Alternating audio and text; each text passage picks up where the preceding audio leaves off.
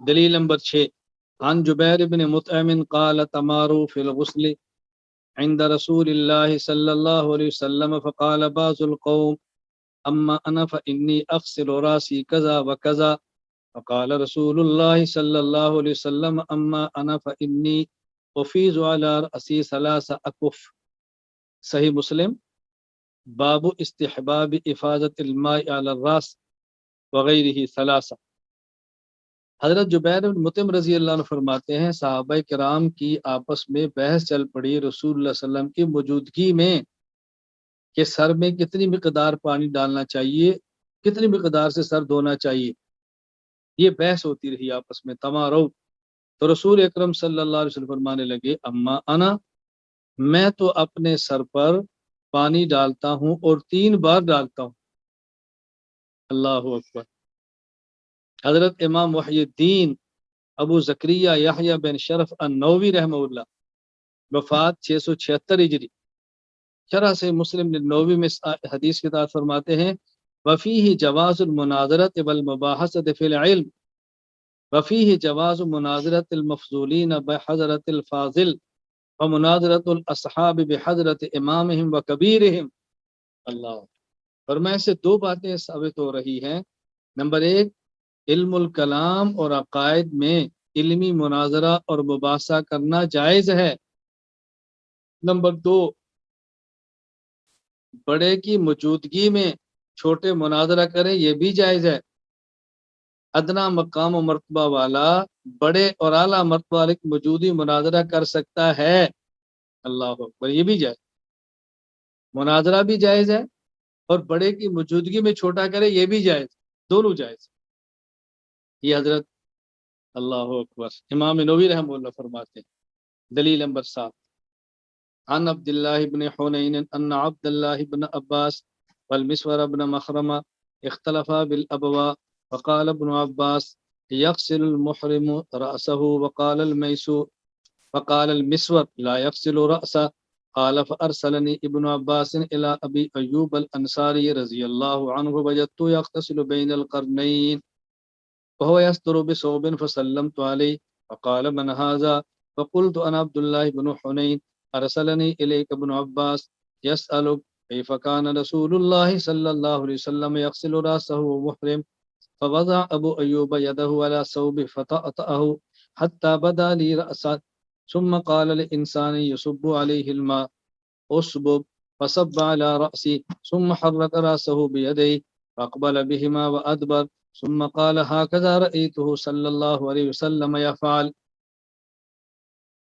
احکام الاحکام شرح عمدۃ الاحکام، باب الغسل للمحرم۔ حضرت عبداللہ بن حنین کہتے ہیں کہ عبداللہ بن عباس اور مسور بن مخرمہ رضی اللہ عنہما، ان کے درمیان مقام ابوا پر اختلاف ہوا کہ محرم کو غسل اپنا سر دھو سکتا ہے یا نہیں۔ ابن عباس فرمانے لگے دھو سکتا ہے، مسور کہتے ہیں نہیں دھو سکتا۔ حضرت ابن عباس نے مجھے فرمایا کہ جاؤ ابو ایوب انصاری سے مسئلہ پوچھ کرو۔ حضرت عبداللہ بن حنین کہتے ہیں میں گیا تو ابو ایوب انصاری رضی اللہ تعالیٰ عنہ 2 یعنی جسے آپ کہتے ہیں چٹانیں تھی، ان کے درمیان غسل فرما رہے تھے، 2 ٹیلوں کے درمیان غسل فرما رہے تھے۔ میں گیا، میں نے سلام کیا، پوچھا کون؟ میں نے کہا عبداللہ بن حنین۔ مجھے عبداللہ بن عباس نے آپ پاس بھیجا ہے، وہ پوچھتے ہیں کہ رسول اللہ صلی اللہ علیہ وسلم حالت احرام میں سر کیسے دھوتے تھے؟ کہتا ہے ابو ایوب انصاری رضی اللہ تعالیٰ عنہ نے اپنے ہاتھ کو کپڑے پر رکھا، سبحان اللہ، حضرت ابو ایوب انصاری رضی اللہ تعالیٰ اپنا ہاتھ کپڑے پر رکھا اور اپنے سر کو میری طرف موڑا، پھر کسی آدمی سے کہا کہ وہ ان کے سر پر پانی ڈالتا رہے، اس نے ایسے ہی کیا۔ حضرت ابو ایوب انصاری رضی اللہ عنہ اپنے سر کو اپنے دونوں ہاتھوں سے حرکت دی، پہلے ہاتھ کو آگے لے گئے پھر پیچھے، اس کے بعد ہماری طرف متوجہ ہوئے فرمایا کہ میں نے آپ صلی اللہ علیہ وسلم کو اسی طرح غسل کرتے ہوئے دیکھا ہے۔ اپنے سر کو اپنے دونوں ہاتھوں سے حرکت دی، پہلے ہاتھ آگے لے گئے پھر پیچھے، مطلب یہ کہ آپ نے غسل فرمایا، آپ نے اپنے سر کو دھویا۔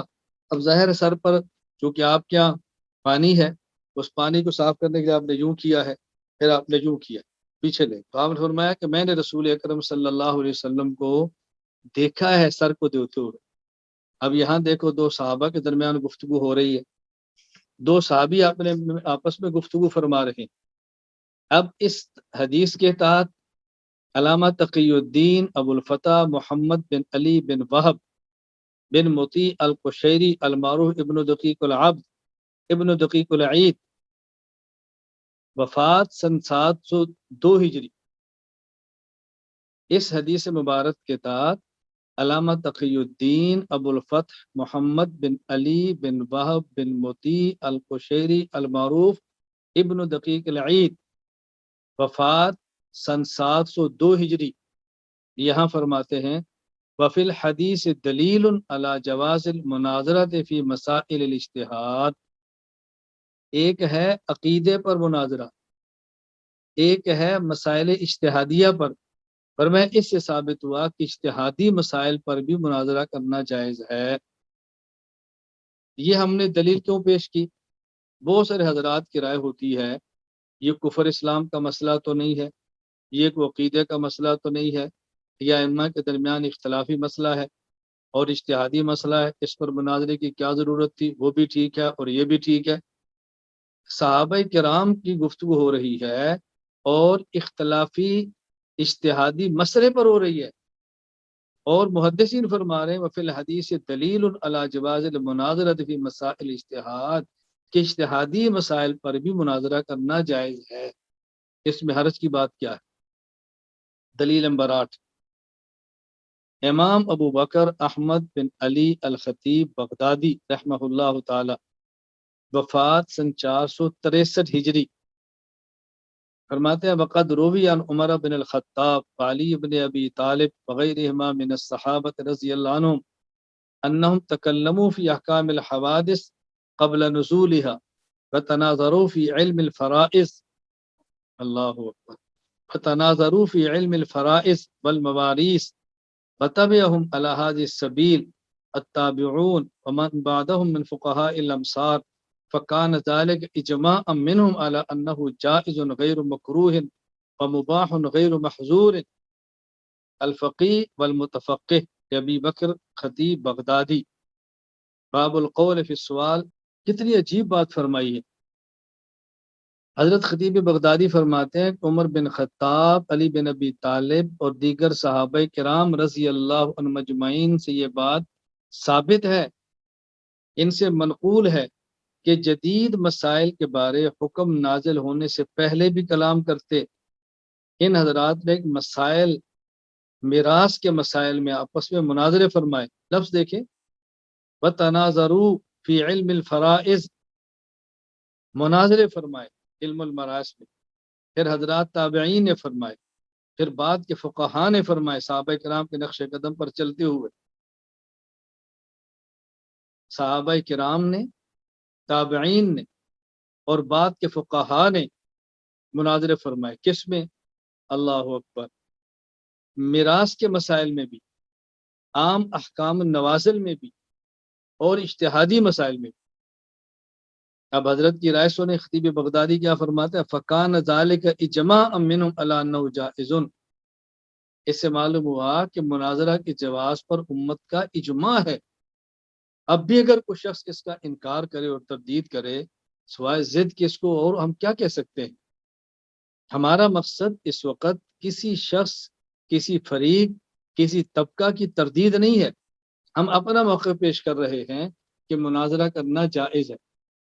میں نے آپ کی خدمت میں قرآن کریم کے دلائل پیش کیے، رسول اکرم صلی اللہ علیہ وسلم کی مبارک سنت پیش کی ہے، صحابہ کرام کو پیش کیا ہے، اور آخر میں انشاءاللہ اس کے اختتام پر میں اکابرین امت کے چند مناظرے بھی پیش کروں گا تاکہ بات کھل کر سامنے آ جائے کہ مناظرہ کرنا جائز ہے، ثابت ہے، دلائل سے ہے، کوئی ضد، کوئی بغض، کوئی اناد کچھ بھی نہیں ہے۔ اللہ تعالی ہم سب کو دین پر مکمل اور کامل اللہ عمل کرنے کی توفیق عطا فرمائے۔